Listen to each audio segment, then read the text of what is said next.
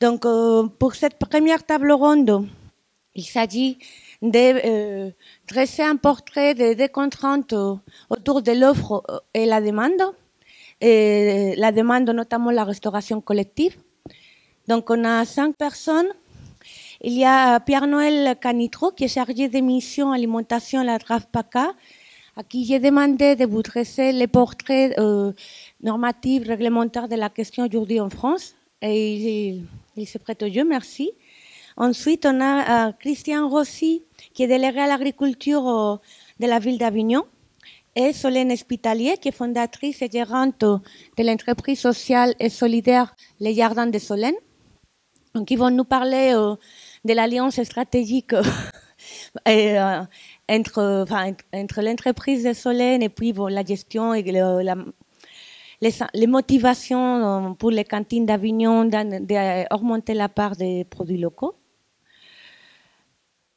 On a aussi Pauline Marty, qui est maîtresse de conférences en géographie et aménagement du territoire à l'Université de Troyes, qui nous parlera de comment ces questions ont évolué depuis les 5 ou 6 dernières années où elle a déposé sa thèse et puis elle était consultante aussi pour différentes collectivités sur ces questions. Et enfin, on aura Valérie Anjon, qui est économiste, directrice de recherche à l'INRA, éco-développement, qui nous dressera les portraits de comment la loi Egalim et la loi européenne se déclinent en Guadeloupe, où elle est partiellement basée. Donc, moi, je serai l'animatrice de cette table ronde. J'aurai vraiment un rôle d'animatrice, c'est-à-dire que je vais leur lancer sur des... On a construit déjà, je pense important de dire, la table ronde ensemble avec les intervenants, lors de plusieurs allers-retours, pour mieux cerner la question qu'on voulait traiter ensemble. Donc, là, ici, je vais rester invisible autant que possible. Je donne la parole à eux, je recadrerai les discours si on s'éloigne un peu des propos. Je relancerai pour qu'on aborde les sujets qu'on a envie d'aborder. Et je donnerai aussi, donc ça va durer 1 heure. Après, on aura une demi-heure des échanges avec vous. Vous êtes chaleureusement invités à poser des questions à qui aille ces échanges. Donc, je modérerai un peu les échanges parce qu'on n'a qu'un seul micro. Et c'est tout. Donc, je ne m'attarde plus. Je vous donne la parole. Alors, bonjour à toutes et à tous, ravi d'être avec vous aujourd'hui. Donc, je suis Pierre-Noël Canitro de la Direction régionale de l'alimentation, agriculture et forêt. Ce sont les services du ministère de l'Agriculture au niveau régional. Je vais vous présenter un petit peu la politique de l'alimentation au niveau de la France. Mais d'abord, comme il y a quand même beaucoup de participants qui ne connaissent pas vraiment le pays, je vais quand même faire un tout petit historique sur le milieu du XXe siècle. À la fin de la Deuxième Guerre mondiale, 1945, la France a faim. Et on demande à nos agriculteurs de produire. C'est entériné par la politique agricole commune au niveau européen. On veut que les pays d'Europe produisent le plus possible. Donc on passe en quelques années, décennies du cheval et du bœuf à une agriculture mécanisée, à l'utilisation d'une industrie chimique forte, jusqu'aux années 90 où on commence à s'interroger sur les conséquences que ça peut avoir sur l'environnement, les conséquences éthiques de ces manières de produire. Et à ce moment-là, on demande, quand je dis on, c'est la société, hein, c'est une responsabilité et une demande des citoyens, demande à l'agriculteur de remplir aussi des contraintes environnementales, écologiques, éthiques dans son métier. Il en découle au niveau européen des grands règlements sur la sécurité sanitaire des aliments, hein, la Food Law 2005, le paquet hygiène 2006, que la France évidemment a mis en œuvre au niveau national. Mais l'Europe laisse aux États la possibilité de mettre en place leur politique au niveau de la nutrition, de l'alimentation en général. Donc la France a choisi de mettre en place une politique de l'alimentation au niveau national, en laissant après au niveau régional le choix de la décliner un petit peu comme ils l'entendent. En 2010, donc là on se rend compte qu'il y a déjà un laps de temps qui s'est écoulé. En 2010 sortent les premières lois sur l'alimentation. la première loi, qui est une loi alimentation et agriculture, qui impose dans le code rural d'avoir pour chaque citoyen français une alimentation équilibrée, sûre, en respectant la durabilité, en parlant déjà de respect de l'environnement. On est en 2010. On a quand même une politique qui est on va dire une philosophie, mais on n'a pas de cadre d'action, on n'a pas de grandes thématiques sur lesquelles travailler. Donc en 2014, le gouvernement et les parlementaires proposent un cadre d'action un peu plus précis où on dit on va travailler sur 4 axes. On va travailler sur la justice sociale, que chacun ait accès à une alimentation équilibrée, c'est-à-dire on va travailler beaucoup en ciblant la restauration collective, que chaque personne, chaque citoyen français qui, on va dire qu'en très grande majorité, on passe par la restauration collective à un moment de notre vie, hein, de la crèche jusqu'à l'EHPAD, la restauration scolaire, les hôpitaux. À un moment de notre vie, on passe par la restauration collective. Donc, deuxième axe de travail, c'est l'éducation alimentaire de la jeunesse. Donc, encore une fois, la restauration collective, notamment scolaire, universitaire, a évidemment son rôle à jouer. Troisième axe, la lutte contre le gaspillage alimentaire. Donc là, on est encore sur cette idée d'éthique environnementale, puisque gâcher des ressources, c'est plus acceptable à notre époque. Et le dernier axe, c'est l'axe de l'ancrage territorial. Relocaliser l'agriculture. Donc, on change un petit peu de façon de voir, puisque pendant des décennies, on dit aux agriculteurs, allez sur les marchés mondiaux, vendez vos productions. Là, on dit, revenons à une alimentation et une agriculture plus proche de chez nous, relocalisée. Donc on change un petit peu de manière de voir les choses. Encore une fois, c'est une réponse à une demande sociétale. De manière plus récente est parue la loi Egalim, la loi alimentation. Alors on l'appelle la loi Egalim parce qu'elle découle des États généraux de l'alimentation qui ont eu lieu en 2017, qui est une réponse du président Macron au début de son investiture. Avec un angle alimentation, ce qui est très nouveau en France. On est vraiment un pays agricole avec un historique très fort, et là on avait l'entrée alimentation. Ça a eu un succès énorme avec des états généraux, des réunions qui ont eu lieu au niveau national, des réunions qui ont eu lieu au niveau régional, énormément de temps de travail. Il en découle donc cette fameuse loi Egalim qui a demandé quand même 1 an pour sortir. Il y a eu énormément de débats au niveau parlementaire. Là, on comprend bien vraiment l'importance de cette loi il a fallu 1 an pour qu'elle sorte. Et là, je vais faire une toute petite correction par rapport à ce que disait Esther en début de séminaire. On ne parle pas de local dans la loi Egalim, tout simplement parce qu'au niveau européen, c'est interdit. On ne peut pas privilégier un État, on ne peut pas privilégier une région au niveau européen. Donc évidemment, la loi française ne peut pas se permettre de parler de local dans la loi Egalim, mais on garde quand même en tête qu'un des objectifs de la politique de l'alimentation, c'est la relocalisation de l'agriculture. Donc on ne peut pas en faire une loi, mais n'empêche que c'est une politique. Donc là, je vous ai mis les grandes nouveautés de la loi Egalim. L'idée globale, c'est d'améliorer la qualité de l'alimentation des convives en restauration collective. Donc là, encore une fois, on cible la restauration collective, on se dit que c'est quand même un lieu où va passer un grand nombre des citoyens français et un lieu où facilement on va pouvoir éduquer les convives. Donc on dit qu'on augmente la qualité des produits en mettant...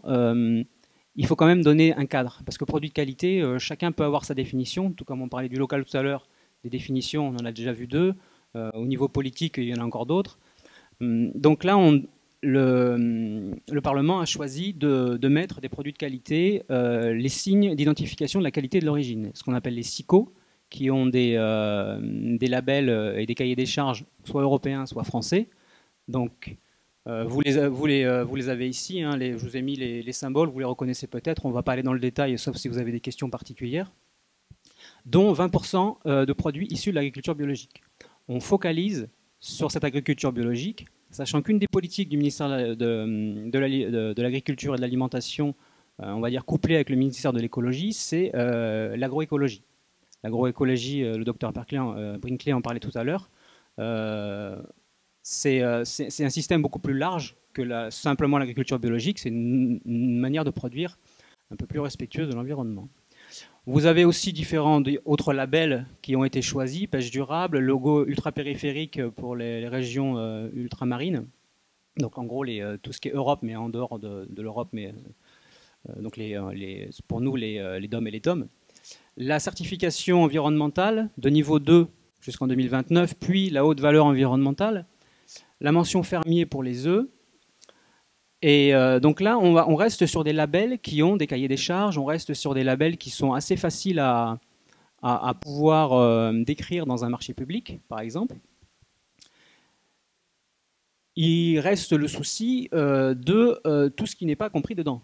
Des labels privés, le local, parce que pour l'instant, le local, on n'en a pas parlé. Hein. Quand on parle même d'une IGP, on ne peut pas dans un marché public dire « je veux telle IGP » en ciblant un produit, un territoire donné. On n'a pas le droit en Europe.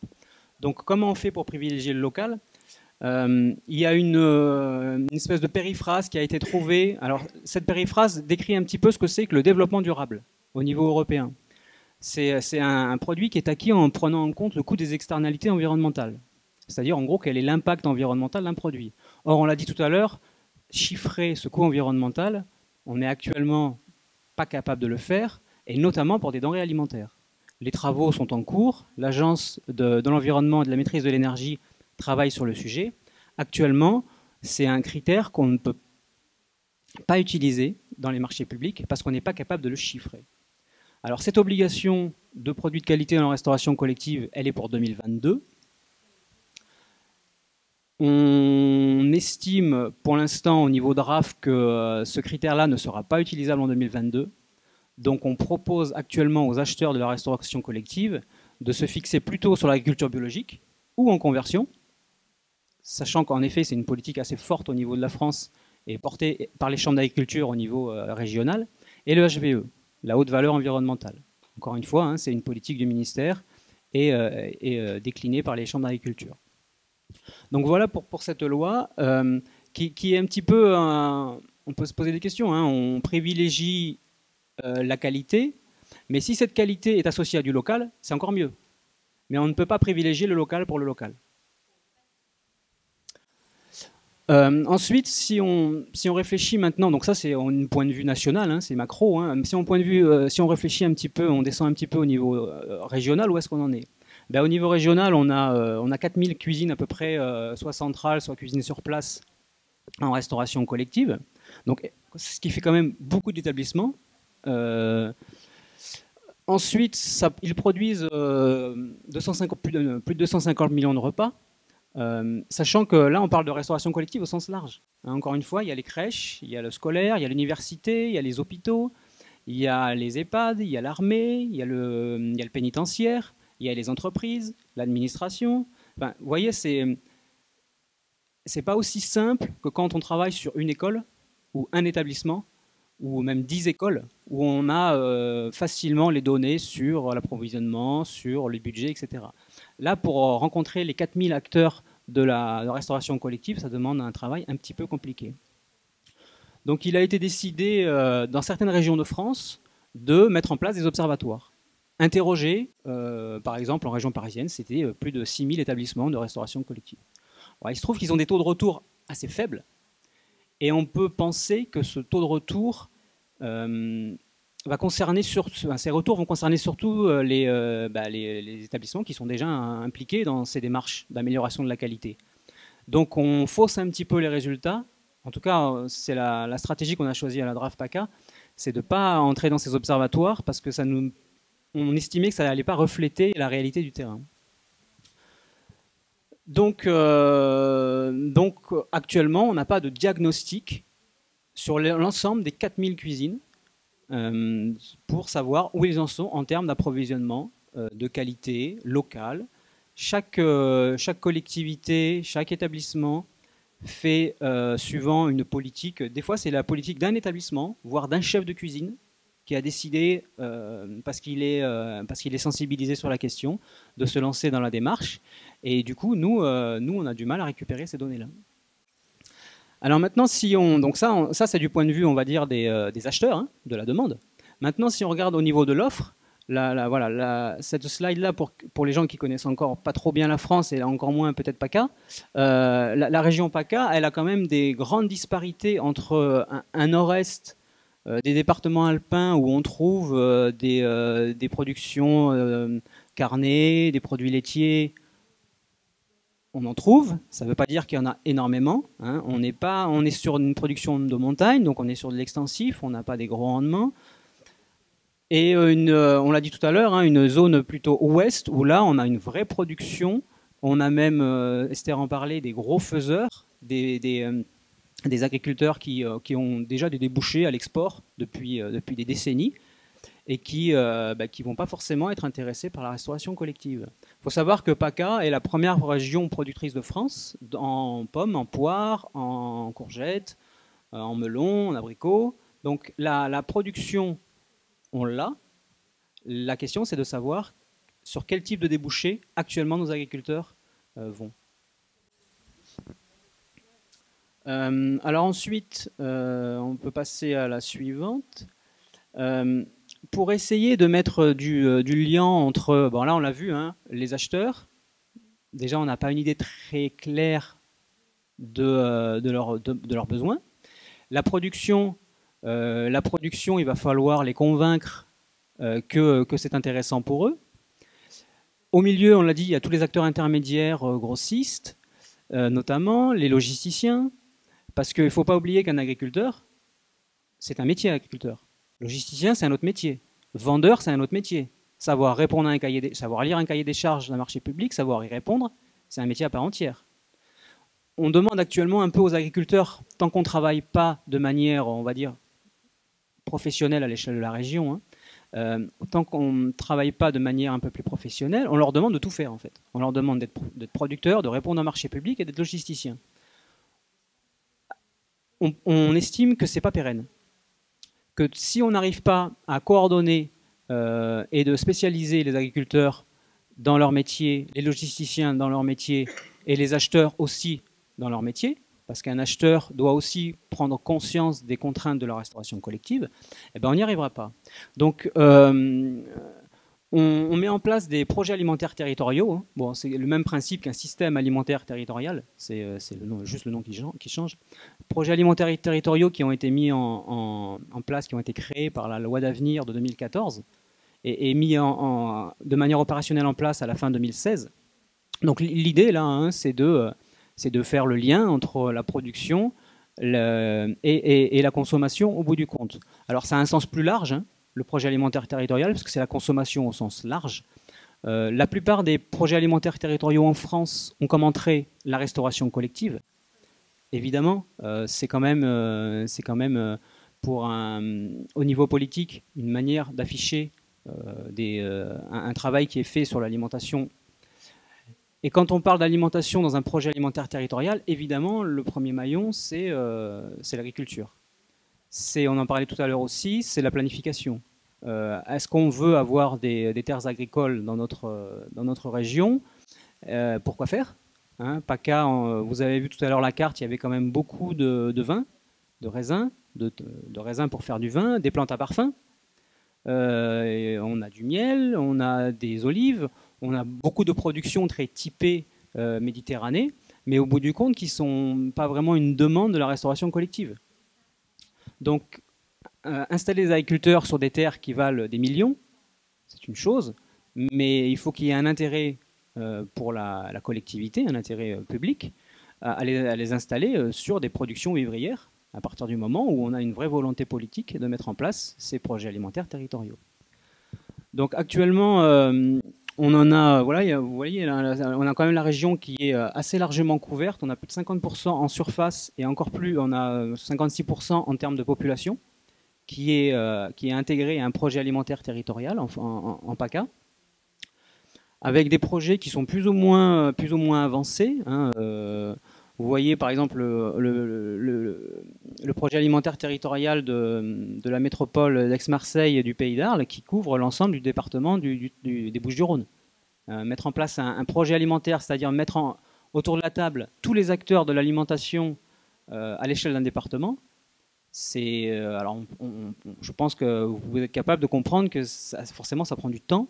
Forcément, c'est difficile de mettre en place des actions quand chacun va devoir faire un peu des concessions sur sa manière de travailler. Mais on a une bonne dynamique en PACA sur la question, sachant que d'un point de vue un petit peu, je dirais, on va dire historique, mais en PACA, on a quand même des agriculteurs. On n'est pas la Bretagne. En Bretagne, les filières sont créées.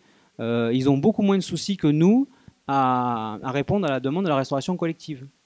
En PACA, on est quand même sur des agriculteurs qui ont choisi à un instant donné des filières. D'ailleurs, on a assez peu de filières en PACA. Au bout du compte, il y en a beaucoup qui sont en cours de construction. Ça demande un peu alors, je l'ai dit, travailler sur les acheteurs, mais évidemment travailler énormément sur les producteurs aussi, pour leur permettre de se structurer et de pouvoir répondre à la demande qui va être une demande, on l'a dit dans un premier temps, de la restauration collective, mais l'idée globale, c'est que cette montée en gamme de notre agriculture vers la bio, vers le HVE, vers les SICO, ça soit une réponse à la société française, pas que la restauration collective.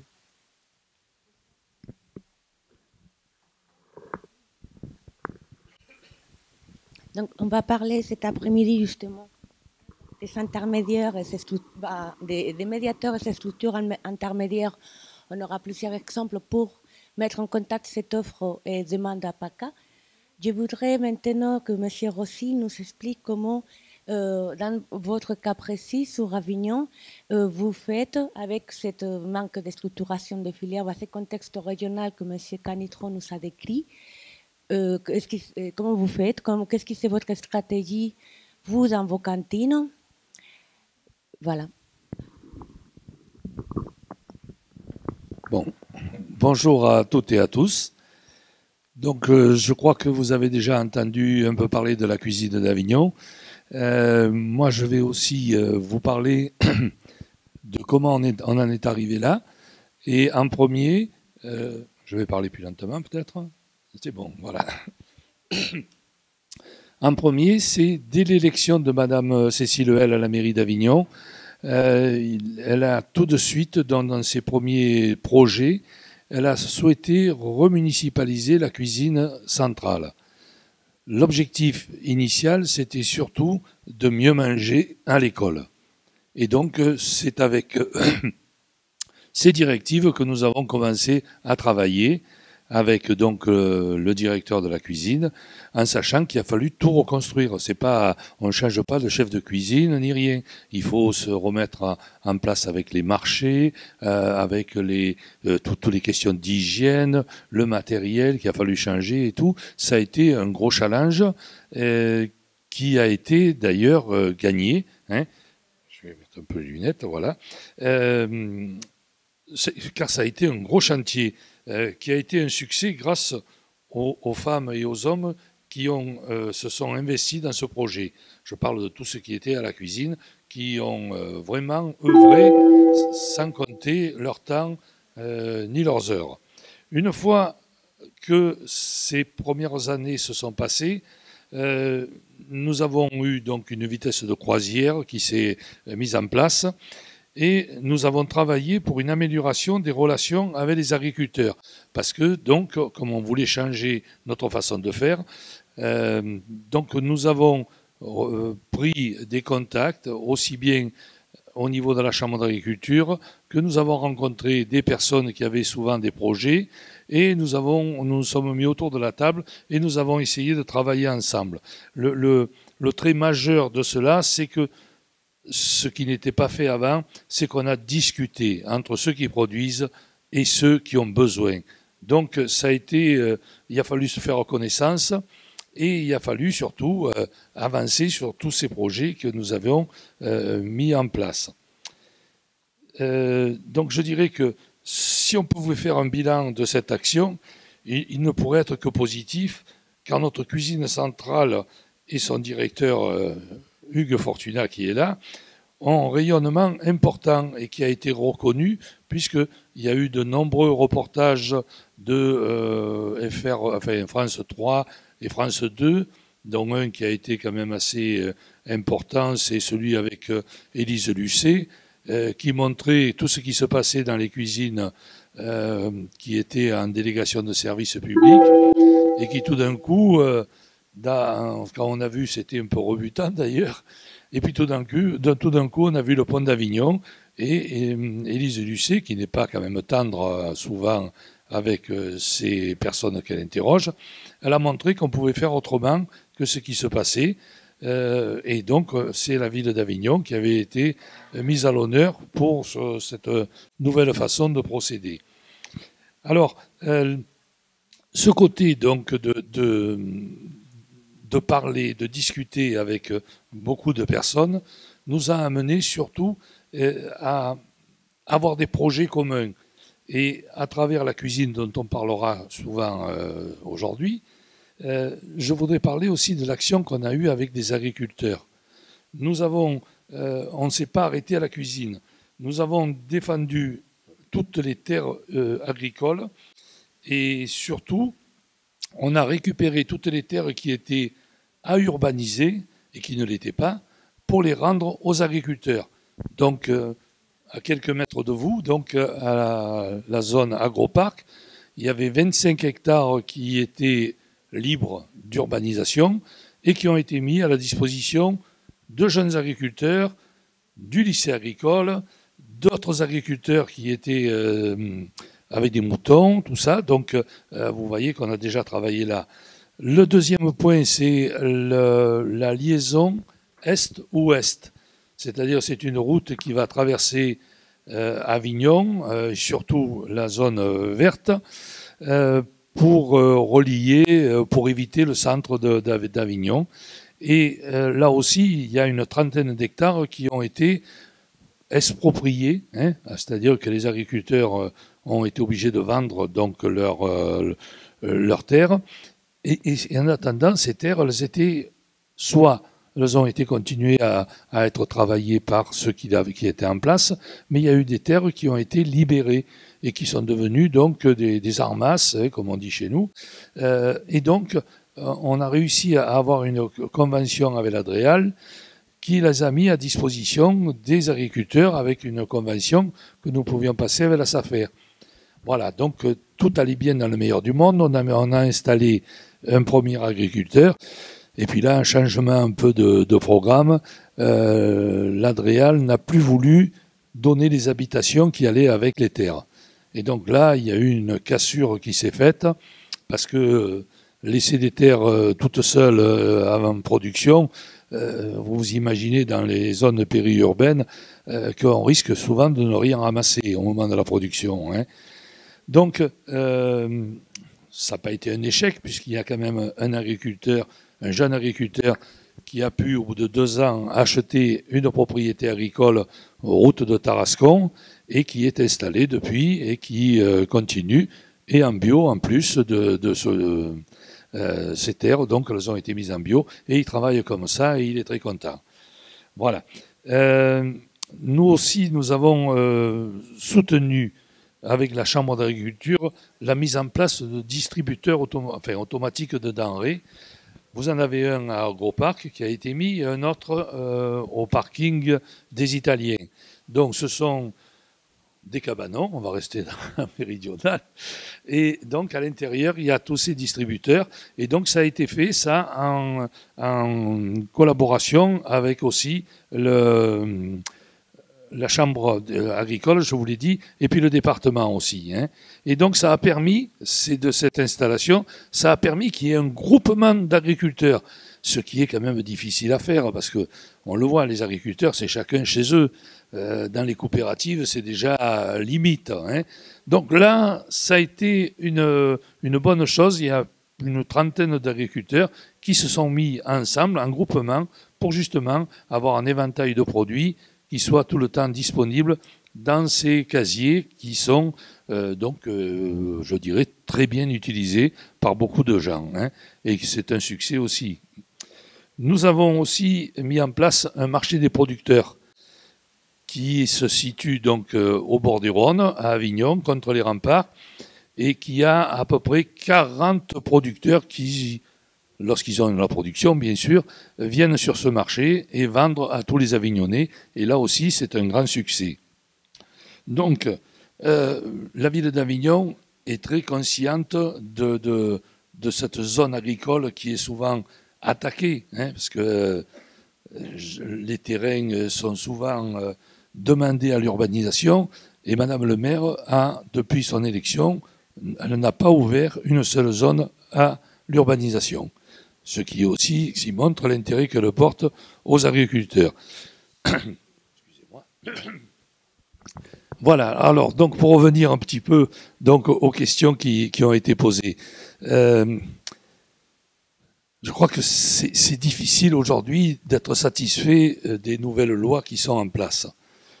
Parce que le gros problème que l'on a, une ville comme Avignon, ce sont les marchés qu'il faut qu'on passe. Et donc les marchés nous obligent, lorsqu'on l'a établi, à... On ne choisit pas celui qui va nous donner le produit. Et donc, de ce côté-là, on est embêté parce qu'avec la volonté que l'on a aujourd'hui de faire du local et aussi du bio, comment peut-on choisir quelqu'un de local avec un marché qui peut être étendu à la France entière ou même ailleurs? Vous imaginez donc que cela nous perturbe fortement. Alors on est obligé, mais je pense que M. Fortunat vous en parlera cet après-midi, on est obligé de tourner un peu des petites vis, là comme ça, pour pouvoir essayer de sélectionner le producteur qu'il nous faut. Et vraiment, c'est un gros problème, ça, hein, pour nous qui voulons travailler localement.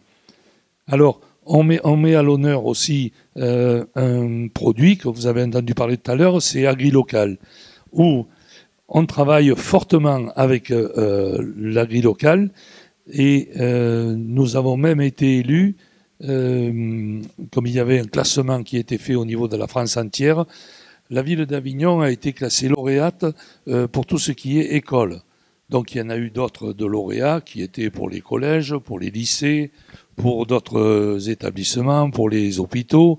Eh bien non, c'est la ville d'Avignon qui a été choisie comme le plus gros acheteur dans AgriLocal. Et donc ça nous a fait plaisir et on a reçu cette récompense à Marseille et on était très satisfaits de cela. Donc on a même fait de belles photos. Ça montre notre intérêt pour tout ce qui est agriculture proche, donc, et qui nous permet aussi d'avoir de bonnes relations avec tous ces agriculteurs. Alors je pourrais citer un agriculteur qui faisait, sur lequel qu'on a rencontré et qui nous donnait des jeunes pousses, qui nous donnait bien entendu à travers AgriLocal. Et donc lui, il faisait des bancs par couleur. Et nous, on voulait du mélange. Et bien il nous a fait un banc en mélangeant toutes les couleurs, et donc c'était réservé aux écoles d'Avignon. Et vous voyez que le fait de discuter entre, on arrive à avoir de bonnes solutions.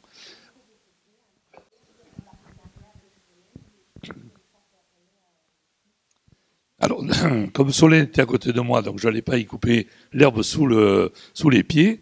Et donc, écoutez, moi, je suis à votre disposition pour répondre à des questions, en sachant que tout ce qui est cuisine centrale, c'est cet après-midi que vous aurez plus d'informations sur la façon dont on a travaillé.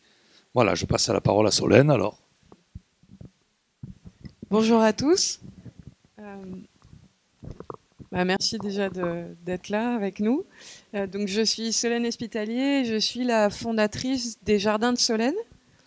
Je vais peut-être refaire brièvement l'historique pour savoir comment on en est venu là. Je ne sais pas si vous m'entendez bien. C'est bon ? Ouais. Ouais, ça va, c'est pas trop. Ok, super. Donc du coup, en fait, moi, je travaillais directement auprès des agriculteurs via une structure qui s'appelle Solid Agri, qui existe toujours, qui est une structure un petit peu différente, on va dire, hors cadre, puisqu'on embauche des personnes en situation de handicap, principalement de la déficience intellectuelle légère, pour réaliser des prestations agricoles pour les agriculteurs. Donc on va directement chez les agriculteurs, planter des salades, des courgettes, faire de la taille de vigne ou des vendanges. Et ce, depuis 2008, pardon. Dans le cadre de cette activité qu'on a toujours, on a pu faire un constat en fait vraiment flagrant et hallucinant. C'est le gaspillage alimentaire. Je reviendrai sur les axes qu'a présenté monsieur tout à l'heure. C'est qu'effectivement, les agriculteurs aujourd'hui sont contraints par des cahiers des charges très stricts par rapport au calibre, par rapport à la couleur des produits, par rapport à la taille, par rapport à la forme. Pour vous donner un exemple très concret, c'est une courgette, si elle est tordue, elle est rejetée des cahiers des charges des acheteurs. Le producteur, à moins que ça soit une petite structure qui puisse faire des marchés locaux, n'est pas en capacité, lui, d'avoir d'autres voies de vente pour ces produits-là. Donc la plupart du temps, c'est détruit. Et même si aujourd'hui c'est acquis, et tant mieux, quand on réfléchissait à ces questions-là en 2013-2014, et qu'on en parlait, et qu'on disait, mais attendez, ces produits-là, ils sont consommables, c'est juste aberrant. Pour tout le monde, c'était impossible, parce que ces produits dits déclassés, dans la tête des gens, étaient non consommables. Aujourd'hui, heureusement, on a évolué, mais voilà, c'est quand même assez récent. Donc ça, c'était le premier constat qui nous a donné envie de faire quelque chose. L'autre constat, moi j'étais élue dans une petite commune et j'étais en charge de l'action sociale, donc on était vraiment au fait aussi de la précarité alimentaire. C'est aussi un des axes par rapport à la justice sociale, c'est qu'il y a une vraie problématique, et spécifiquement en région PACA et en Vaucluse, où on est quand même un département très pauvre, avec une grosse problématique d'accès aux produits frais, locaux, de saison, sains. Donc ça, c'était vraiment, vraiment un problème. Et puis, monsieur en parlait tout à l'heure aussi, cette problématique d'ancrage territorial. On va pas refaire toute la loi, etc. Mais comme l'a dit Christian tout à l'heure, on a un énorme souci, et c'est super de créer les plans alimentaires territoriaux, etc. Il y a une vraie problématique au niveau européen, c'est qu'on n'a pas le droit, effectivement, de faire de la préférence locale territoriale. Et ça restera un vrai problème, parce que, comme le disait Christian, le bio, c'est super, mais encore une fois, des pommes de terre bio qui viennent de Hollande, à un moment donné, non, c'est pas super, quoi. Et là, ça n'engage que moi, mais j'ai des producteurs qui travaillent très bien, qui sont ou non bio, mais pour le temps dans les pratiques qui sont très raisonnées, etc., et qui sont à 20 km d'ici, quoi. Et dans un raisonnement qui englobe en fait aussi les externalités environnementales, ça reste une vraie problématique de ne pas pouvoir prendre ça en compte, quoi. Oui, c'est pour ça que je vais pas m'étendre plus, mais tout ça pour dire qu'à un moment donné, voilà, on peut montrer toutes les avancées, mais tant que ce point-là ne sera pas retravaillé au niveau européen, on restera sur une vraie problématique. Tout ça pour dire que du coup, on s'est dit qu'il y avait quelque chose à faire, comme le disait monsieur aussi, les agriculteurs, ils peuvent pas être et distributeurs, et logisticiens, et acheteurs, et spécialistes des marchés publics. On le voit, en fait, on revient à des choses qui se faisaient avant. Il manque des intermédiaires sur le territoire, mais pas 15 000, parce que là aussi, sinon, après, on repart sur des valeurs ajoutées par rapport au produit initial qui font que les produits ne sont pas accessibles. Mais au moins un outil intermédiaire. Et c'est ce qu'on a créé du coup avec les jardins de Solène. L'idée, c'était d'être l'interface directe entre les producteurs et les acheteurs, principalement la restauration collective pour tous les enjeux dont a parlé monsieur, à savoir l'éducation alimentaire, le fait que c'est le secteur qui fournit énormément, voilà, pour les consommateurs. Et donc on a créé un atelier de transformation à Pernes-les-Fontaines, donc à quelques kilomètres d'ici, où en fait on achète aux producteurs les produits dits déclassés. On n'est pas sur de l'économie du don, on achète aux producteurs, puisque l'idée c'est de remettre la valeur là où elle doit être, donc directement au producteur qui produit et qui permet de nourrir les gens.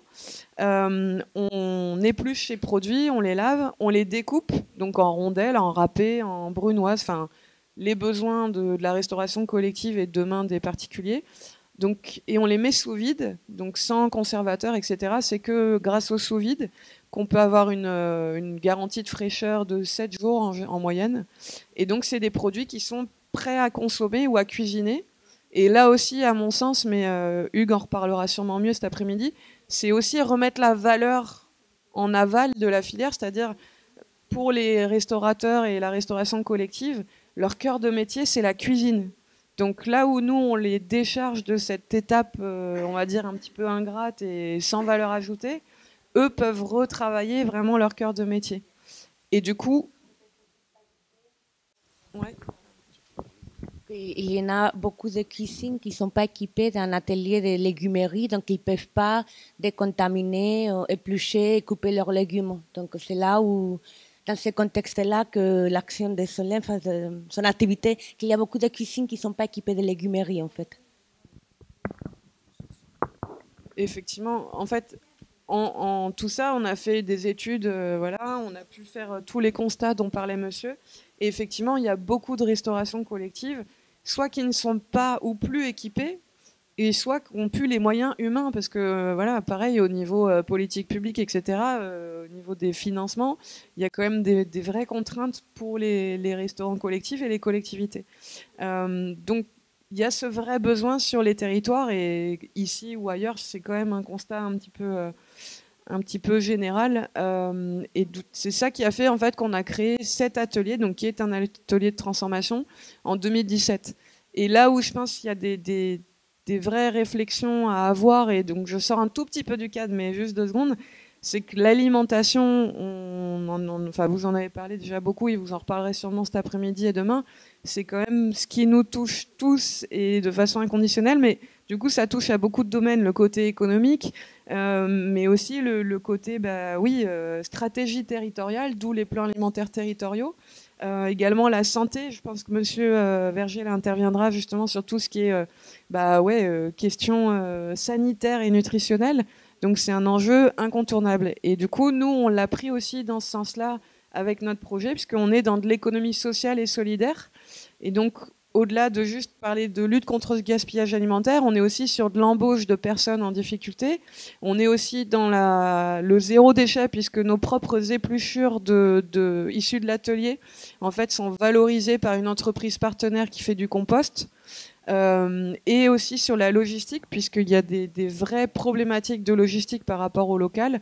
On est en train de mettre en place des partenariats innovants sur les petites distances avec une entreprise qui livre à vélo, donc là, impact carbone zéro, et sur des plus grosses distances et des plus gros volumes, faire de la mutualisation logistique avec des spécialistes de la logistique qui sont eux-mêmes dans ces réflexions, et notamment, par exemple, le groupe La Poste, puisque eux, dans tous les cas, vont dans toutes les petites communes et ils ont cette problématique d'optimiser la logistique. Donc demain, en effet, on pourrait mutualiser cette logistique et réduire là aussi les transports, etc. Voilà. Une seconde quand même, parce que ce qu'il faut savoir, c'est que Solène, avec donc cette action et ce qu'elle a fait, elle a été lauréate donc en 2017 de l'ESS quand même. Hein. Donc il faut quand même aussi la féliciter. Je voudrais justement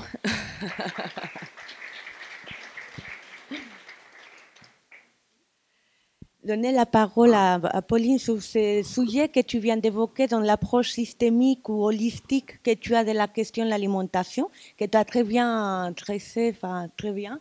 Comment tu vois l'évolution de la problématique, si c'est abordé de cette façon aussi avant, par quelques acteurs, par tous ou pas du tout?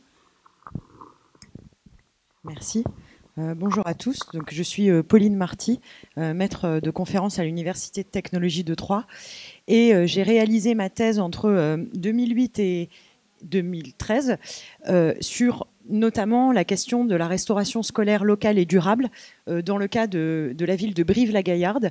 Et j'étais à la fois thésarde et à la fois agent de la collectivité chargée de mettre en place ce programme-là. Et puis, au cours de ça aussi, j'ai participé dans ce cadre-là à un groupe de travail de l'Association des maires de France avec les collectivités un peu pionnières dans la matière autour de 2008-2010. Et puis après, j'ai fait un peu de consulting pour pouvoir financer ma fin de thèse sur ce sujet-là avec d'autres collectivités. Donc, un petit panorama là-dessus. Alors, de façon générale, depuis les années 2010, les problématiques sont en fait relativement similaires. Il y a un vocabulaire quand même qui a changé, c'est-à-dire qu'aujourd'hui, il y a un vrai maillage et dans la tête de tous les acteurs de la transversalité de la problématique alimentaire. On rentre dans la restauration scolaire Et tout d'un coup, il est question de toute la soutenabilité d'un territoire dans tous ces aspects. À l'époque, il y avait plutôt une idée de dire on va mettre la commande publique au service du développement des filières locales. On utilisait les arguments du genre 10% du PIB français vient de la commande publique, on va pouvoir relocaliser la valeur ajoutée, avec une idée qui est que les collectivités, elles pourraient faire une espèce de fonds de roulement de business de base pour ces filières-là, qui pourraient ensuite développer d'autres circuits locaux de commercialisation. Alors, il y a des endroits où ça s'est mis en place, d'autres moins.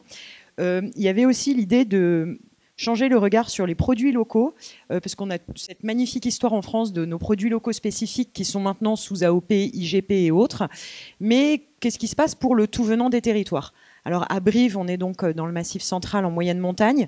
Les 3 grosses spécialités, ce sont quelques petits fruits primeurs, mais bon, on est moins bon qu'en PACA, donc ça, à l'échelle nationale, ça se voit moins.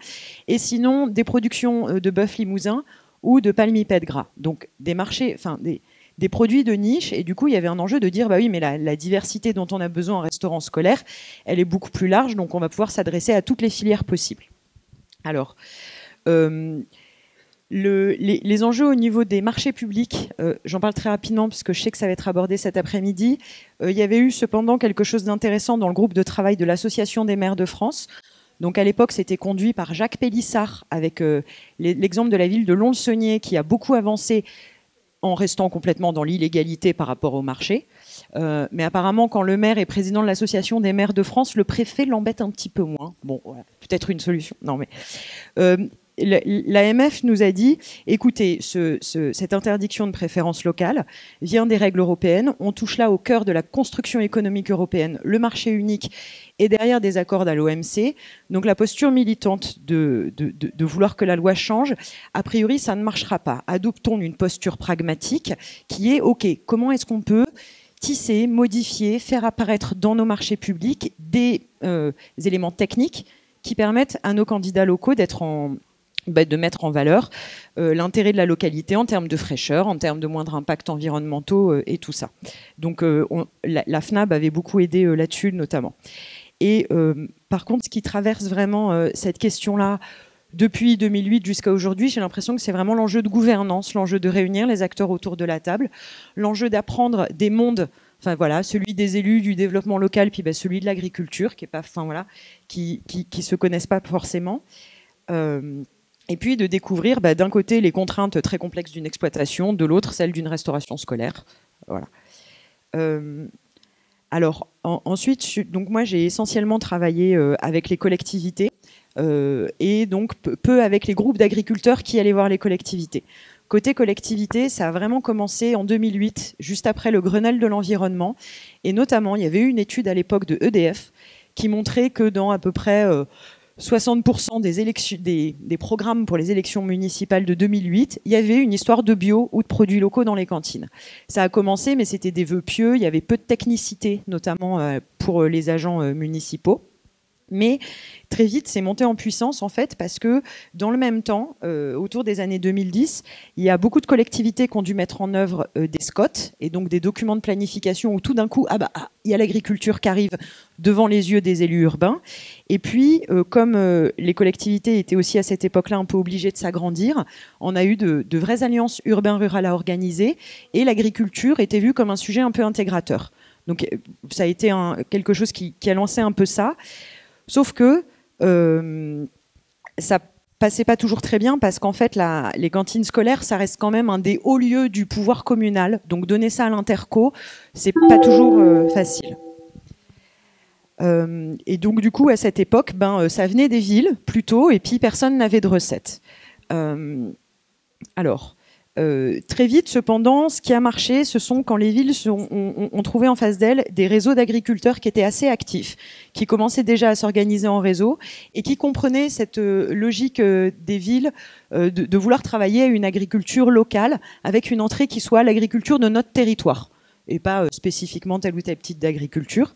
Et donc, les manger bio régionaux, manger bio ici et maintenant, déjà à l'époque, aidaient énormément. Et puis des groupements d'agriculteurs comme Val Bio Centre. C'est une alliance d'une je sais pas, 5-6 jardins de cocagne et une vingtaine de producteurs familiaux en région centre, et qui se disaient, nous, on a la logistique des paniers, pourquoi on pourrait pas faire de la logistique pour les cantines? Voilà. Alors, bizarrement, j'ai jamais été en contact avec la société civile sur ces questions-là. Les parents d'élèves et autres, c'était toujours un peu très loin. Et bon, c'est très dommage que ces acteurs-là soient pas tous autour de la table. Et puis, quelque chose que j'avais noté aussi, c'est que déjà à l'époque, en 2008, on soupçonnait que ça allait beaucoup passer par des alliances multi-acteurs. Typiquement, ce qui se passe avec Avignon et les jardins de Solène. Il y a des nouveaux, il y a des nouveaux schémas à inventer, des nouvelles alliances à inventer. Et je trouve ça super intéressant parce qu'on pensait à ça. Il y en a qui sont en place et qui marchent, donc ça, c'est super. Et en fait aussi, je trouve que c'est très intéressant parce que ça questionne la transversalité de l'action publique. Parce que vous n'êtes pas sur les mêmes guichets publics pour les vulnérabilités sociales que les questions agricoles. Or, il y a une alliance magnifique. Et puis, c'est aussi assez enthousiasmant de se dire, ok, en fait, là, on parle d'un changement de modèle global, c'est-à-dire d'un développement local durable qui est aussi inclusif socialement. Donc, c'est voilà, très belle chose.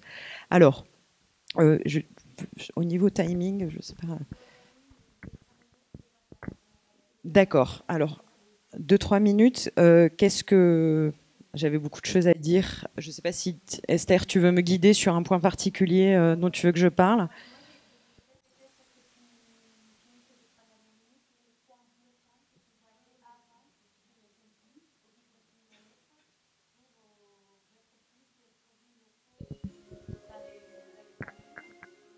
Ouais.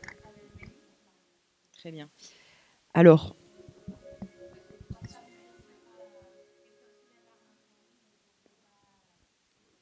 Pas de souci. Non, mais c'est pas grave. C'est ça. Oui, c'est sympa, un petit interlude musical. Donc voilà. Donc sur les points bloquants, en fait, hélas, c'était les mêmes à l'époque que les mêmes aujourd'hui. En fait, il y a un poids très important de l'équipement pour les villes. C'est quoi votre cuisine centrale? Est-ce que vous êtes en liaison chaude-froide? Est-ce que vous êtes en régie? Alors, la délégation de services publics, pour le local, elle est un peu plus facile parce qu'on peut obliger le prestataire à avoir du local. Ça, la loi l'autorise. Par contre, on n'a pas la main sur la qualité. Et puis, bon, voilà, monsieur, vous en avez déjà parlé. Donc, il y a un énorme poids là-dessus côté collectivité. Et aussi, du coup, en face, côté agricole, alors il y a eu de grandes avancées sur la mise en réseau et la structuration des agriculteurs. Mais en fait, tout l'enjeu, c'est où sont les marges de manœuvre dans ce système-là? Est-ce qu'on a besoin d'un intermédiaire ou pas? Quelles contraintes cet intermédiaire doit assurer? Ou est-ce qu'une partie des contraintes peut être assurée côté production ou côté cuisine? Et en fait, il y a un vrai enjeu, et ça fait 10 ans que ça l'est encore, d'un travail fin et long d'appariement, d'assemblage pour chaque produit, pour chaque collectivité, avec chaque type de réseau d'agriculteurs qu'on a en face. Et du coup, c'est beaucoup de gouvernance, de négociation et de compréhension mutuelle. Donc il y a tout ce qui est calendrier et fonctionnement de l'exploitation, qui n'est pas du tout le même que celui de la restauration scolaire. Alors, quelques petits exemples qui montrent la grande diversité et la complexité de ça. Prenons par exemple la production de volailles. En région centre, il y avait des volaillers bio qui voulaient bien fournir de la volaille, du poulet Pâques prêt à cuire pour les collèges et lycées de la région et du département. Mais il fallait que ça rentre dans les schémas de production de l'exploitation en volaille avec certains mois de vide et puis toute une batterie de poulets qui arrivent, qui vont jusqu'à l'âge adulte, hop, ensuite ça part à l'abattoir. Donc, premier problème, il faut réussir à s'inclure dedans pour les commandes de la restauration collective. Puis en fait, en face, les cuisiniers se sont rendus compte que le poulet label rouge à 120 jours, c'était à peu près impossible de le découper en parts égales qui correspondent au grammage dont on a besoin dans la restauration scolaire. Donc il y a eu un boulot qui leur a pris 6 à 8 mois de discussion pour finalement arriver à la solution de une partie des poulets rentre plus tard dans la batterie, donc ils sortent à 90 jours et non pas à 120. Ils restent élevés comme des poulets label rouge, même s'ils n'ont plus le label, et on peut les découper en 6 très facilement pour le grammage. Donc, voilà, un simple exemple, et ça vaut pour tout. Les produits laitiers locaux sont souvent très chers parce que l'emballage et le conditionnement est cher. Si on passe à du conditionnement, par exemple en seau de 5 kg de yaourt ou de fromage blanc, est-ce que dans les cantines, on a le temps humain et les ramequins pour pouvoir mettre ce fromage blanc dans les ramequins? Donc, chaque produit fait l'objet comme ça d'une complexité de gestion et d'un besoin d'appariement pour que ça rentre sans trop de contraintes dans le fonctionnement cuisine et puis sans trop de contraintes dans les fonctionnements des exploitations. Bon, il y a toutes les questions de l'approvisionnement, du stockage, de la logistique, qui peut prendre quoi en charge. En ce qui concerne la viande, il y a un énorme enjeu sur le maintien d'abattoirs locaux, où là, il y a un vrai enjeu, donc à la fois de trouver qu'est-ce qu'on commande comme viande pour ne pas déstabiliser la filière, parce que typiquement, ça peut... comment dire, les cantines peuvent avoir tendance à utiliser que des morceaux avant. Or, on a bien besoin d'avoir une valorisation sur la carcasse côté producteur. Du coup, qui c'est qui abat, qui c'est qui peut faire le piéçage, qui fait le stockage pour lisser ces arrivées de produits. Bon, il y a la question de toute la transformation des repas, enfin des produits en gamme 45, mais là, Solène nous en a dit quelques mots. Ensuite, enfin voilà, il y a des contraintes, par exemple, en termes de livraison des produits dans les cantines. Les grosses cuisines centrales, elles ont des contraintes à l'heure près. Si les produits sont pas arrivés à 8h15, derrière, on peut pas lancer la production et on est hors des marges de la liaison froide où il faut 3 heures pour, bref, mettre les produits en froid. Donc, en fait, toutes ces petites solutions techniques-là, les producteurs sont pas du tout au courant et c'est normal, c'est pas leur métier. Mais du coup, si on prend pas le temps de faire ça sur un temps un peu long, on fait que faire ressortir les points de blocage sans se laisser le temps de trouver, voilà, des solutions intelligentes et coûts humains. Il y a l'histoire des volumes. Les pauvres nutritionnistes qui ont déjà des règles énormes pour établir les menus sur 20 jours. Comment est-ce qu'on fait quand on veut des produits locaux et que aussi bien, ça veut dire que ce jour-là, on avait prévu des pommes, mais en fait, il se trouve que c'est des poires. Et est-ce qu'on peut avoir des pommes dans certains restaurants de la ville et des poires dans un autre? Comment on gère ça avec les parents? Enfin, ça demande une certaine flexibilité. Et puis, après, il y a l'enjeu financier. On a des maraîchers qui vendent sur les marchés à des prix de détail. On ne peut pas leur demander de mettre la moitié de leur production pour une restauration scolaire sur du prix de gros. Enfin, ça ne marche pas forcément. Et puis, enfin, on a parlé un peu des valeurs et des motivations des agents publics. C'est en effet fondamental. À Brive, notre chef de cuisine, lui, était extrêmement pointu et toute son énergie le passait sur la question hygiénique et sanitaire. Et donc, recevoir des carottes bio pas bien lavées mettait un bazar pas possible dans l'organisation et c'était pas envisageable. Donc voilà, il y a tout un apprentissage pour changer là-dessus.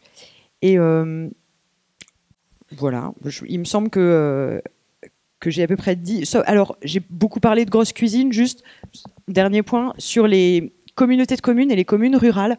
Les projets les plus innovants et qui vont le plus loin que j'ai vus, ce sont ceux, en fait, où les communes, elles misent justement sur l'atomicité de leur restauration scolaire, d'avoir des petits restaurants qui fonctionnent encore un peu à l'ancienne avec une cantinière.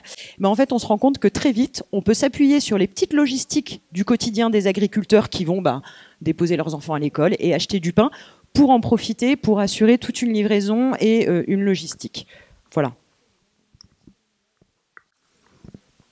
Merci Pauline pour cette synthèse très claire des points bloquants, que c'est à peu près les mêmes conclusions que nous avons tirées, qui vont être abordées tout à l'heure cet après-midi, la table ronde 2 pour ce qui concerne les marchés publics, et puis dans la table ronde 3 avec ces structures médiation qui expliqueront justement comment faire lever ces leviers.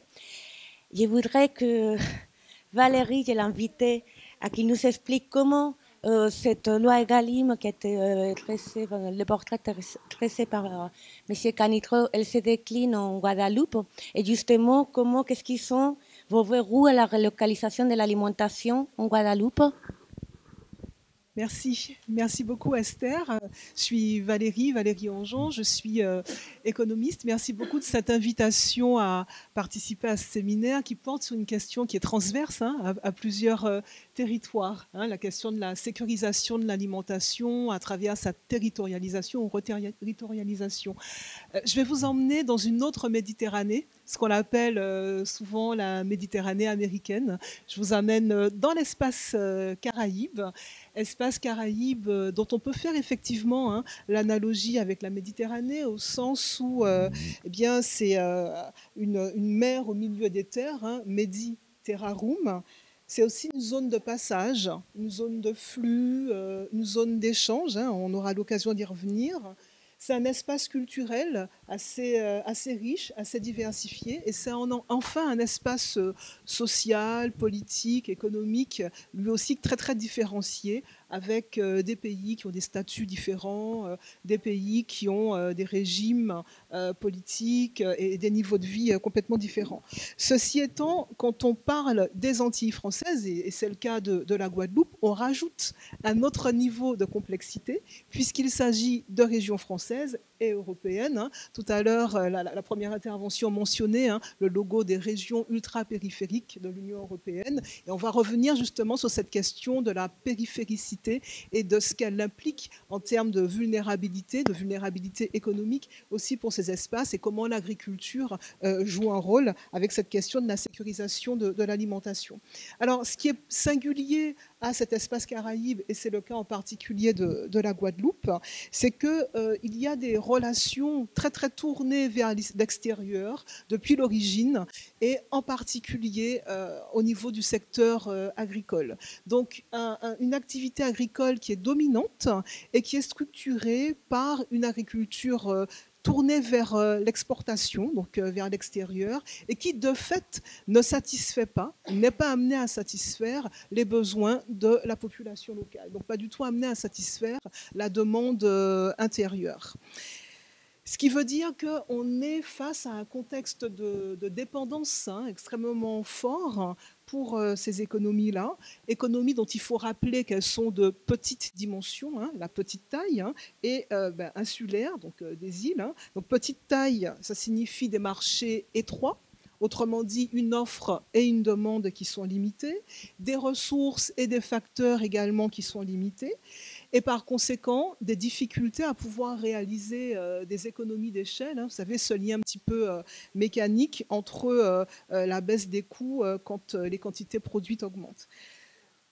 L'insularité renvoie à la question de l'isolement, de l'éloignement, et va générer des coûts liés à la périphéricité, c'est-à-dire des coûts de franchissement de l'espace. Alors une fois qu'on a dit ça, bien on comprend que ces caractéristiques intrinsèques de ces petites économies insulaires ont fait émerger des stratégies particulières en matière de développement fondées justement sur la spécialisation agricole.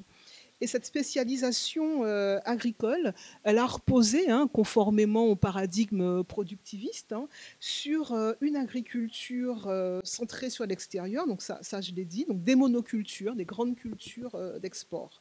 Donc toute la richesse créée, toute la richesse produite devait nécessairement, et c'est encore le cas aujourd'hui, en tout cas dépend spécifiquement de cette monoculture d'exportation. Donc on assiste à une grande concentration de la production selon les normes du modèle agro-industriel, donc mécanisation, chimisation, sélection, ce qui conduit finalement à une déconnexion entre les aires de production et les aires de consommation. Pour autant, et c'est ça qui, je crois, est intéressant dans ce contexte guadeloupéen, c'est que malgré la prédominance de l'agriculture d'export, on a aussi une omniprésence de ce qu'on peut appeler la petite agriculture familiale, qui a toujours coexisté finalement face à ces systèmes d'export. Et par rapport à ce que disait Esther ce matin, qui précisait, qui faisait l'hypothèse que c'était essentiellement l'agriculture du milieu, qui pouvait alimenter, qui pouvait répondre favorablement à cette problématique de la sécurisation alimentaire, eh bien en Guadeloupe, c'est davantage la petite agriculture familiale. Alors effectivement, ça va générer un certain nombre de problèmes et de verrous, et je vais y revenir. Donc, une petite agriculture familiale qui est locale, dédiée au marché intérieur, d'où sont extraites des productions vivrières, maraîchères. Donc, c'est vraiment ce lien à une production visant une consommation de biens à forte valence identitaire, essentiellement des légumineuses, des cultures maraîchères et vivrières. Une production qui émane de systèmes très, très diversifiés. Ce sont des systèmes de polyculture et de polyélevage. Donc ça, c'est une grande caractéristique aussi de l'agriculture aux Antilles françaises. une agriculture qui respecte en partie les principes de l'économie circulaire et dont on dit que c'est un réservoir de pratiques agroécologiques vernaculaires. Alors évidemment, on peut scruter de près les pratiques, mais globalement, c'est ce qu'on observe du point de vue de la petite agriculture familiale. Donc c'est bien cette petite agriculture familiale qui peut permettre de relever ce défi de manger autrement dans le contexte des Antilles françaises. Et donc cette problématique du manger autrement, qui est en l'occurrence bien établie dans ce programme national de l'alimentation et en l'occurrence dans la loi Egalim, elle est actuellement aussi réappropriée au niveau local. C'est bien la question de la déclinaison locale de ce cadre national. Et ce qui en ressort, c'est vraiment alors cette question-là qui a été soulevée aussi, Esther, par toi ce matin. Est-ce que l'offre telle qu'elle existe aujourd'hui en Guadeloupe, est-ce qu'elle est suffisante et est-ce qu'elle est suffisamment structurée pour répondre à ces enjeux qui sont fixés en termes de quotas et de normes, de pouvoir satisfaire à cette alimentation avec une production biologique, agroécologique, faisant mention de caractéristiques visant à réduire les externalités, etc. Et là-dessus, il faut que je rappelle un autre élément de contexte qui est que alors, elle existe, elle n'est pas suffisamment structurée, mais j'y reviens. Mais je veux juste introduire un autre élément de contexte, parce que c'est bien la question de la définition des normes. Et ce qu'il faut savoir, c'est que cette population, elle importe aujourd'hui à 80% son alimentation. Donc, on a une offre qui existe, un potentiel, qui doit être mobilisé, sachant que le contexte, c'est 80% de l'alimentation importée, avec là aussi un cadre national qui a joué d'une certaine ambiguïté vis-à-vis de la structuration de la consommation, puisque pendant longtemps, et la loi elle a été promulguée en 2013, pendant longtemps les normes nationales qui étaient appliquées aux Antilles, enfin les normes nationales étaient différentes de celles qui étaient appliquées aux Antilles. Et c'est en particulier le cas pour les produits importés qui étaient trop sucrés, trop gras, trop salés. D'où aujourd'hui la pertinence et l'acuité avec laquelle se pose la question de la sécurisation de l'alimentation à partir des ressources locales. Alors, cette loi Egalim qui invite justement à recoloniser, recontractualiser avec cette agriculture locale, eh bien, elle appelle aussi, on l'a vu, au respect de signes de qualité. Ce qui existe aux Antilles françaises, alors on retrouve le label d'agriculture biologique, sauf qu'aujourd'hui, par rapport à la structuration de l'offre, on a un syndicat d'agriculteurs biologiques, ils sont une vingtaine. Donc ça représente une superficie extrêmement faible. Et donc la question de savoir comment est-ce que cette offre pourra continuer pourra alimenter les 20% d'une agriculture bio, elle fait vraiment question. Donc il y a eu effectivement l'organisation d'un CRALIM, donc c'est ce groupe de réflexion puis opérationnel aussi qui prend en charge ces questions d'alimentation, de sécurisation de l'alimentation. Et il a été question de faire baisser finalement ce seuil de 20% à 10%, de façon à ce qu'aujourd'hui, on s'assure que l'offre locale puisse alimenter les besoins de la population. Ce qui est important aussi et qui constitue une autre singularité peut-être des Antilles françaises, c'est que les productions sont dites agroécologiques sans label, sans processus de reconnaissance et de légitimation des pratiques. Donc là aussi, on voit très bien les difficultés qui vont se présenter face à aux objectifs prévus dans le cadre de la loi Egalim. Donc je disais que l'offre, elle existait en termes de potentiel, parce que cette petite agriculture familiale, elle représente en fait 70% des exploitations agricoles. C'est beaucoup. Pour autant, elle n'est pas structurée sous forme d'organisations professionnelles qui sont aujourd'hui les seules instances qui sont reconnus, en l'occurrence par les services déconcentrés du ministère de l'Agriculture, qui sont reconnus pour l'attribution des aides aux producteurs, etc., etc. Autrement dit, on a un verrou organisationnel important qui caractérise ce terrain Guadeloupe, avec des réactions des agriculteurs qui expriment qu'ils ne peuvent pas adhérer à ces organisations professionnelles parce qu'elles sont très centrées sur des filières monolithiques, avec l'idée qu'il faille des rendements qui soient importants. Or, on est sur des tout petits volumes, puisqu'il s'agit de petites exploitations familiales, agriculture de très petite échelle, c'est moins de 2 hectares. Ça veut dire également qu'on a du mal à s'assurer d'un rendement continu, donc une régularité dans l'établissement de ces rendements-là. Donc une vraie difficulté sur le plan organisationnel du point de vue de la structuration de l'offre. Autre difficulté organisationnelle qui a été évoquée tout à l'heure, c'est celle de la capacité finalement des producteurs à être directement en lien avec les consommateurs et finalement à endosser plusieurs casquettes et plusieurs rôles. On en est encore là aux Antilles françaises, c'est-à-dire que les acteurs intermédiaires existent peu. Sont peu apparents, donc il n'y a pas ces acteurs permettant en fait cette mise en lien pour la logistique, le transport, etc. C'est les agriculteurs qui assument ça, ce qui veut dire des conséquences sur le partage de la valeur.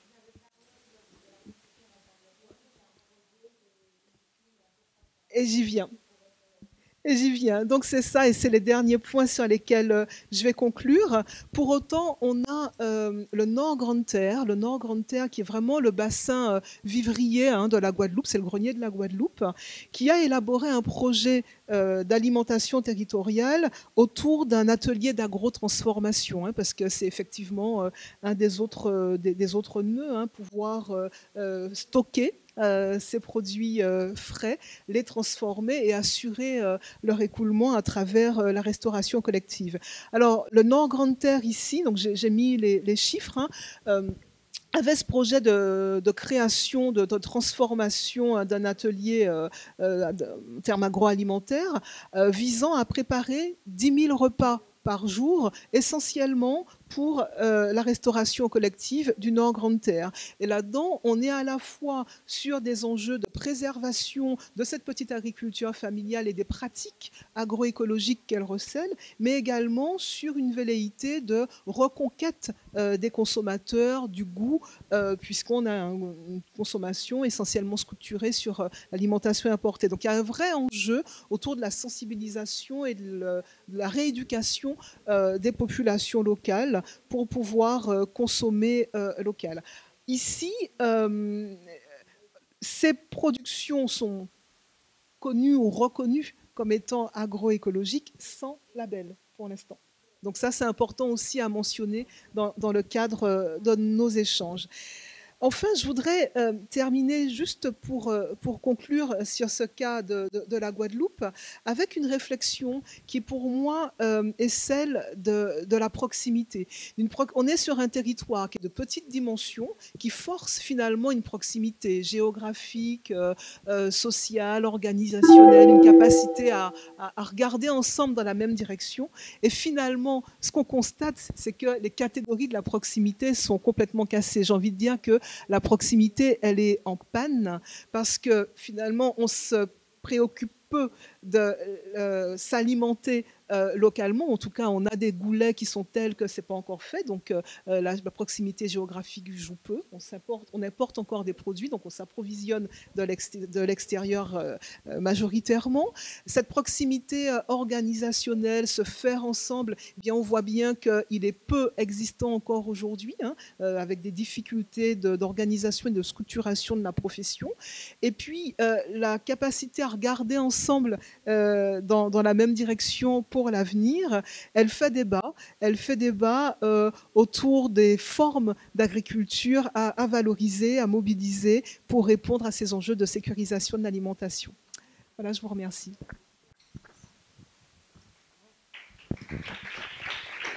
Merci à tous. Alors, je pourrais conclure par rapport à ce que vous avez dit que pour introduire des produits locaux dans les cantines, il faut qu'il y ait une offre locale. C'est une condition nécessaire, mais pas suffisante. Il faut que cette offre soit structurée, qu'il faut une volonté politique. Vous savez parler un peu filigrane de la demande sociale. Vous avez vu en direct, en fait, bon, il y a des petites manipulations dans l'ordinateur, parce qu'en fait, les dessins qui Marie-Lise est en train de faire pendant qu'on en discute, donc elle essaye de faire une synthèse graphique. Elle n'est pas spécialiste des questions alimentaires, donc bon, c'est ce qu'elle synthétise, c'est ce qu'on dit. Donc, on avait comme idée que les projeter, donc il faut les passer à l'ordinateur. C'est pour ça que vous voyez les petites manipulations.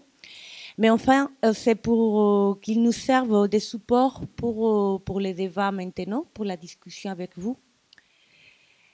Non, ça c'était la présentation de Catherine. Ah oui, d'accord.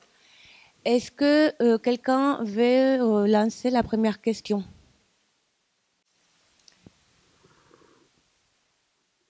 Ou, ben voilà, non. Et il ne marche pas en fait, il faut que je vois avec les personnes du lycée, non, il s'est arrêté.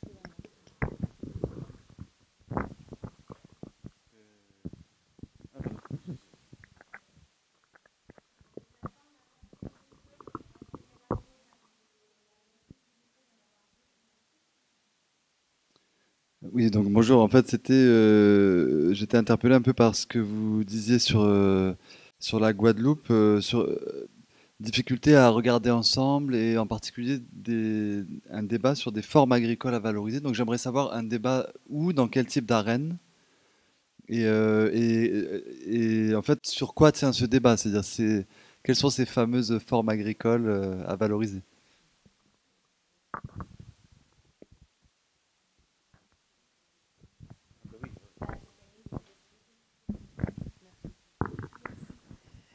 Merci de la question.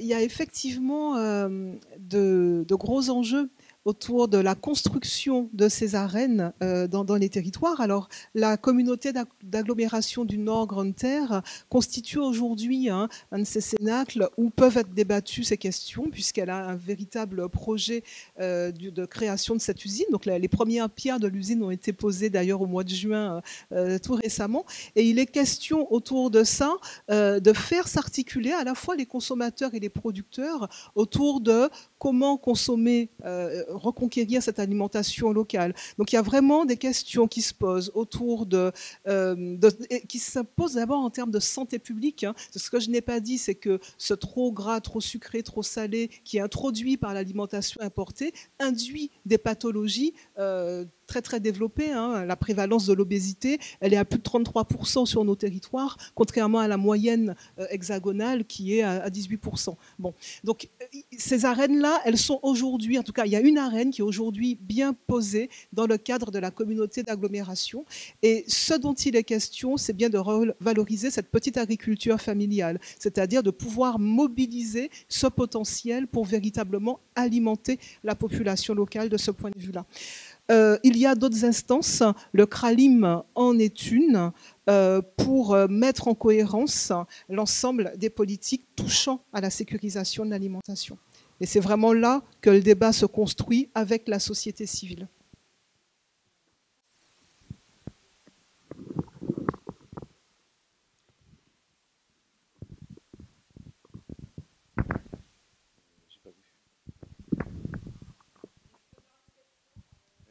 C'est enregistré. Ouais, donc moi je suis Pauline Ricard, je travaille au département de Vaucluse et je suis chargée de mission agriculture et je m'occupe de la plateforme AgriLocal 84 dont on parlera tout à l'heure. Moi j'avais juste une question pour Valérie, c'est ça? Je voulais savoir si vous travaillez avec la Martinique, du coup qui doit avoir, je pense, un peu les mêmes problématiques. Ouais.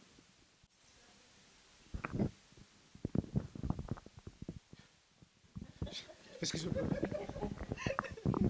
Merci. Oui, tout à fait. C'est bien les mêmes enjeux, hein, la même problématique qui se pose, à la différence près que en Martinique, il y a eu davantage des initiatives locales entreprises par les agriculteurs eux-mêmes, avec les États généraux de l'outre-mer dès 2009. Donc les îles sont sœurs, mais les dynamiques sont pas complètement les mêmes. Et dès 2009, en fait, la profession, enfin les producteurs se sont organisés pour proposer en fait des produits locaux à travers. Donc il y a eu vraiment un développement de différentes formes collectives, hein, donc d'associations, des GI2E, etc., pour pouvoir reconstruire cette question de la sécurité alimentaire. En Guadeloupe, c'est davantage venu de la recherche, notamment du rôle qui a été joué par l'INRA pour faciliter ces impulsions.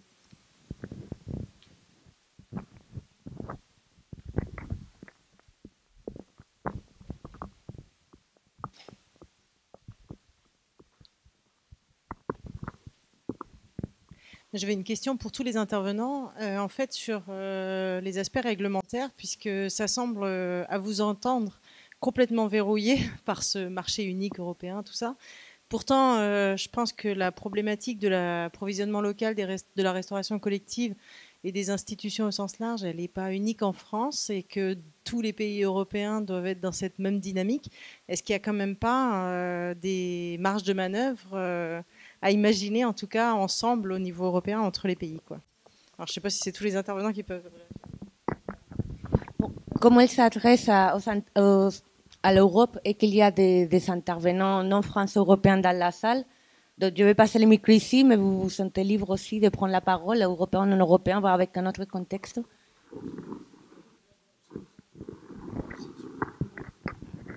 Oui, alors moi je reprendrai en fait ce que disait monsieur tout à l'heure.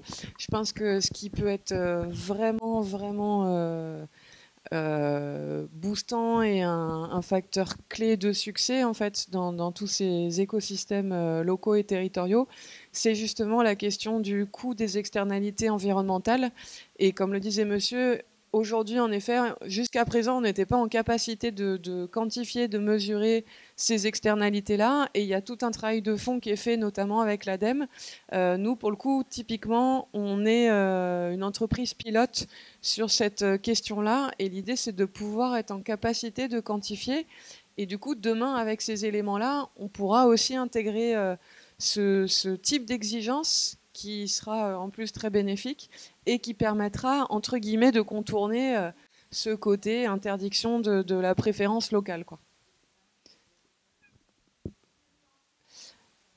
Et oui, enfin, alors du coup, là, je partage que nous, en fait, notre vision et la vision de l'ADEME, parce qu'il y a une vraie réalité sur ce travail-là qui est de toute façon nécessaire avec ou sans marché public, mais après, voilà, les avis peuvent être partagés, quoi.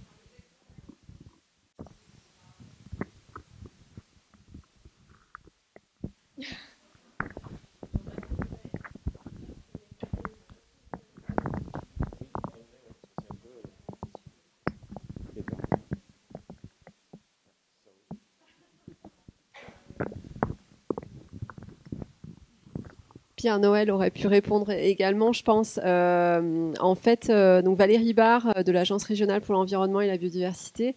En effet, hein, je partage complètement votre point de vue sur lequel prendre en compte les externalités environnementales, ça pourra vraiment répondre à un certain nombre de problématiques et notamment le côté produits locaux. Par contre, aujourd'hui, il n'y a pas d'outils pour intégrer ces externalités environnementales dans les marchés publics. Il y a une étude qui a été réalisée pour le compte de l'ADEME par un bureau d'études et qui est sortie cet été. Et en fait, elle dit clairement qu'il faut absolument qu'il y ait un outil qui soit simple d'utilisation par tous, qui soit facile, clair, et pour qu'on puisse utiliser ces externalités. Et tant que nous n'aurons pas cet outil, on ne pourra pas utiliser ces critères-là. Et du coup, là, cet outil-là, il ne pourra se faire que si on se met à un moment donné tous autour de la table, qu'il y ait une forte mobilisation des acteurs pour réaliser cet outil. Et finalement, d'ici, en tout cas, il ne le voit possible que d'ici 2023, hein, si je ne me trompe pas. Mais en 2022, a priori, nous ne pourrons pas disposer de cet outil.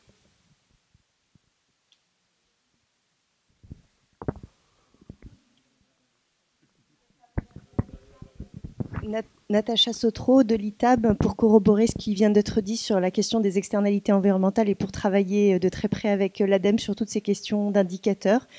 Je pense que la vraie difficulté, c'est qu'on a un indicateur qui va très bien, qui fait très bien, c'est par exemple pour le bilan carbone. Donc, mais malheureusement, malheureusement pour les systèmes agroécologiques, biologiques, comme ça a été dit, moins productif rapporté à une unité type kilo produit, pose des difficultés puisque potentiellement ça va être négatif par rapport à l'externalité si on regarde cet indicateur-là qui est très promu par des grands groupes notamment.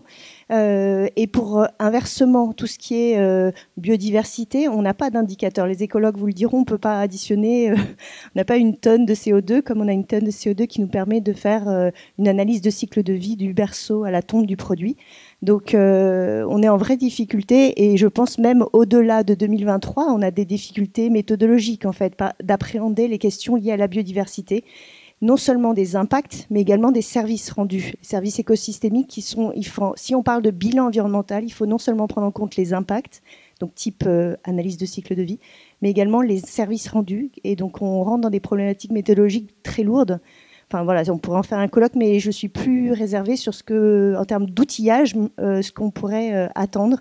Et pour travailler avec le BASIC qui a rendu le rapport cet été, etc. C'est une vraie difficulté. Oui, non, mais en fait, j'ai guère plus à rajouter que ce que vous avez dit, et c'est quand même que... Ah pardon, excusez-moi. Anne-Guylaine Périllon, je suis la directrice de la restauration collective de la ville d'Arles. Et en fait, je voulais faire exactement la même intervention que vous et surtout de dire qu'actuellement, les calculs qui ont été faits sur ces externalités environnementales, il y a 15 publications qui existent et en fait, elles ne permettent pas de privilégier les produits locaux au terme. Donc, il y a un vrai travail à faire sur ces calculs parce que pour le moment, l'externalité environnementale ne privilégie pas le produit local.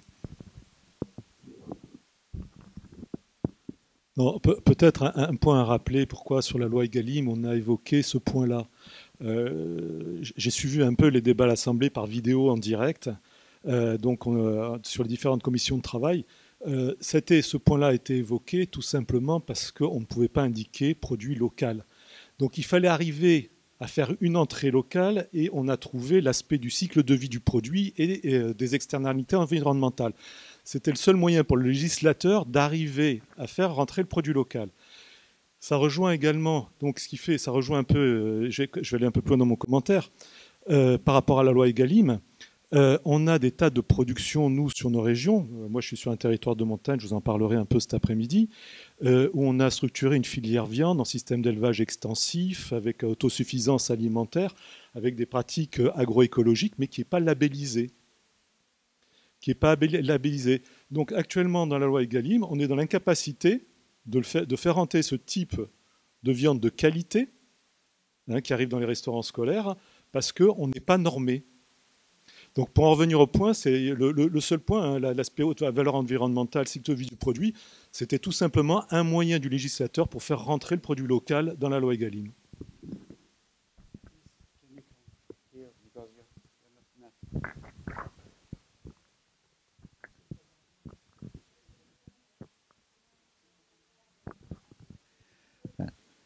I'm Mark Steen from the University Je suis Mark Steen de of Salford in Manchester, l'Université de Salford à Manchester, au Royaume-Uni. Je fais un doctorat looking at sur public food procurement, comparing les achats publics et je compare le Royaume-Uni avec la Suède et le Danemark.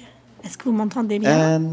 On this question of local sur cette question des achats publics en local, de plus petites communes en Suède et en Danemark utilisent énormément ce qu'ils appellent les achats directs, c'est-à-dire C'est une provision de la loi européenne qui dit que si vous achetez en deçà d'une certaine quantité, je pense que la somme est de 100 000 euros, mais il faudrait vérifier le chiffre, vous n'avez pas besoin de lancer un appel d'offres.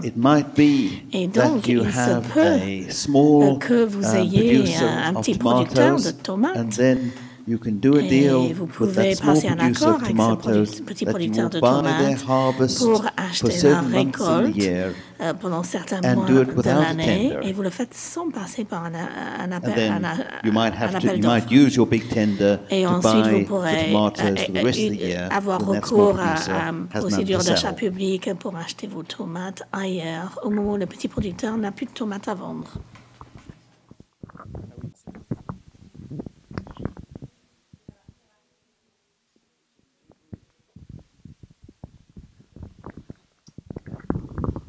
Merci.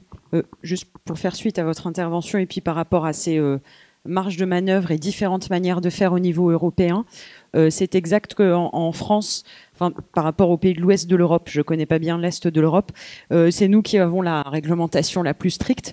On peut faire des achats hors marché sans toute une paperasse terrible à partir de moins de 4 000 euros.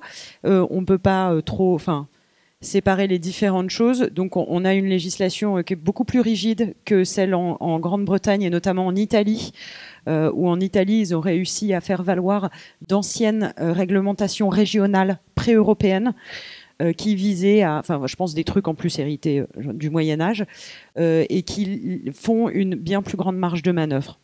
Voilà. Et juste un petit point sur ces histoires d'indicateurs environnementaux. Je suis dans un labo où on travaille beaucoup sur comment on peut avoir un indicateur mieux fait pour parler de développement territorial que la simple analyse de cycle de vie. Le grand danger de ces indicateurs environnementaux, c'est qu'ils reposent sur l'hypothèse que la proximité géographique, elle fait de moindres impacts environnementaux. Entre un camion Renault tout neuf et une Kangoo de 1998, celui qui fait 2 km en Kangoo, il a une empreinte carbone beaucoup plus importante que celui qui fait 50 km en camion. Donc on commence à se dire qu'en fait, c'est même pas la bonne entrée pour avoir un indicateur, qu'il faudrait qu'on puisse avoir un indicateur un peu pluriel et qui repose sur qu'est-ce qu'un bénéfice à l'échelle territoriale. Et donc, très, très compliqué, mais les indicateurs environnementaux vont pas trop nous sauver. D'autant que derrière, il y a tout le lobby des grandes entreprises françaises, où actuellement, les plus forts en analyse de cycle de vie, coût carbone, ou même de différents impacts environnementaux, c'est les grands groupes. Et donc, ils poussent à ce que les normes pour établir ces calculs-là correspondent à leur fonctionnement. Et dans ce cadre-là, les filières plus petites, plus hybrides, et puis plus multi-acteurs, ne peuvent pas s'en sortir face à eux. Merci.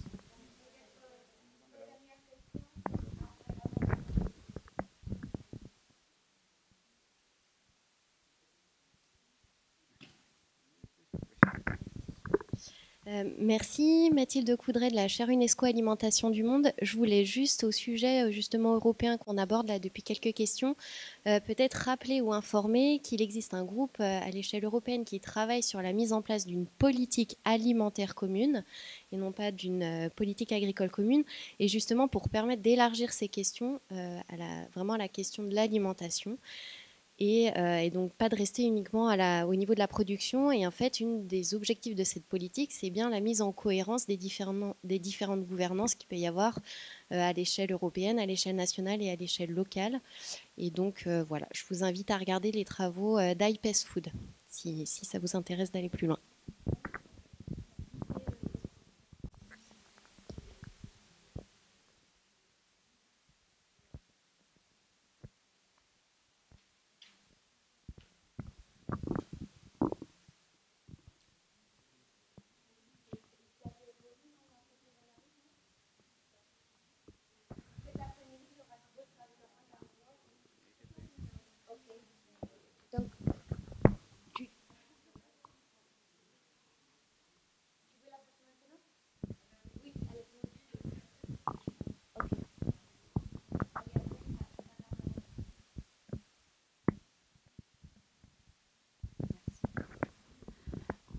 Donc c'est une question pour Pierre Noël en fait, parce que du coup j'ai fait comme Albert, j'ai écouté les débats à l'Assemblée nationale pour cette fameuse loi Egalim. Et aujourd'hui, avec le recul, je me pose la question, pourquoi il n'a jamais été mentionné les circuits courts, en fait. On ne parle pas de circuits de proximité. Hein. Alors, je sais que possiblement, un Argentin peut vendre à la restauration collective et être considéré comme un circuit court, mais dans les faits, de toute façon, en général, c'est souvent celui qui est à côté. Donc, je ne comprends pas pourquoi il n'y a pas cette notion de circuit court qui a été mise en tant qu'indicateur.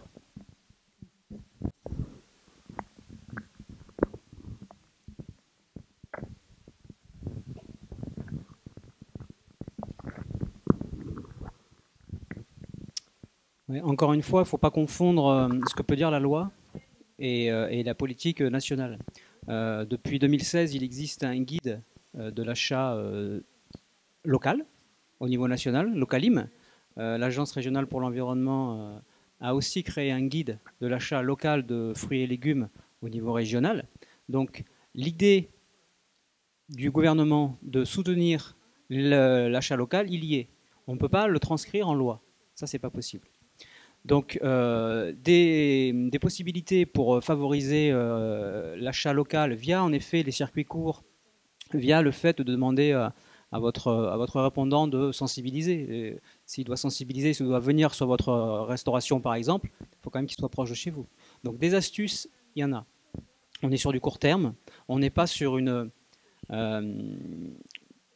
modification au niveau européen du Code des marchés publics.